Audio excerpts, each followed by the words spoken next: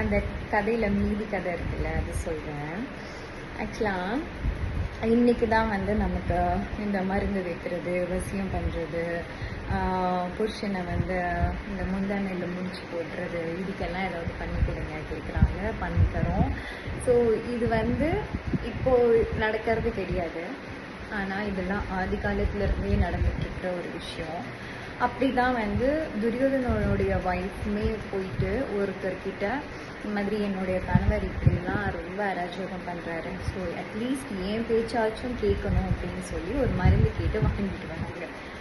So அந்த மருந்து இவங்க என்ன பண்ணுறாங்க, பாலில் கலந்து டைரெக்டாக போய் கொடுக்கணும்ல. ஸோ நம்ம நிறைய படத்தில் பார்த்த மாதிரி அந்த காலத்தில் பாலில் கலந்து அப்படி வச்சிட்ருக்காங்க. வச்சிட்ட உடனே ஒரு நாகம் வந்து பிடிச்சிருச்சு, ஸ்னேக்.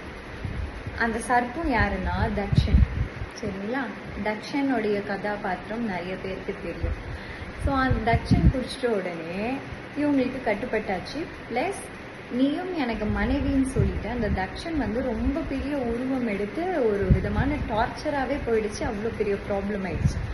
ஆனால் அந்த மருந்து ஒரு காலகட்டம் வரைக்கும் வேலை செய்யும். அப்படி செய்யும்போது இவங்களால அதுலேருந்து மீளவே முடியாது, கட்டுப்பட்டு தான் ஆகணும். ஸோ துரியோதனனுடைய மனைவியும் அப்படி கட்டுப்பட்டு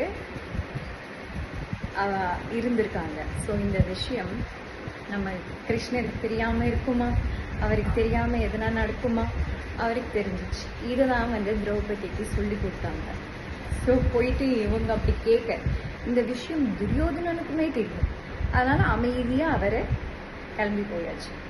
ஸோ இந்த கிளைக்கதை ரொம்ப நல்லா இருக்கும், அதனால சொல்லணும்னு தோணுச்சு, சொன்னேன். இதுலேருந்து என்ன தெரியுதுன்னா, யாருமே யாரோட பர்சனல்லையும் இன்டர்ஃபியர் ஆகக்கூடாது. அண்ட் அதை விட அதிகமான விஷயம் எடுத்துக்கணும்னா வீக்னஸ். இந்த உலகத்தில் வீக்னஸ் இல்லாத பர்சன் ஒருத்தருமே இருக்க முடியாது. எல்லாருக்குமே ஏதாவது ஒரு வீக்னஸ் கண்டிப்பாக இருக்கும். அந்த வீக்னஸை வந்து டச் பண்ணக்கூடாது. முதல்ல ரொம்ப பெரிய எந்த ஃபேவர் பண்ணாமல் இருந்தாலுமே யாரோட பர்சனல்லையும் எடுத்துக்காமல் அவங்க கை வைக்காமல் இருக்கிறது, பேசாமல் இருக்கிறது ரொம்ப பெரிய ஒரு விஷயம்தான். ஸோ அதை பண்ணணும் அப்படின்றது தான் இந்த கதை சொல்லிச்சு, எனக்கு புரிஞ்சுது. அதை ஷேர் பண்ணணும்னு நினச்சேன், ஷேர் பண்ணேன். நன்றி. கிருஷ்ணா பண்ணு.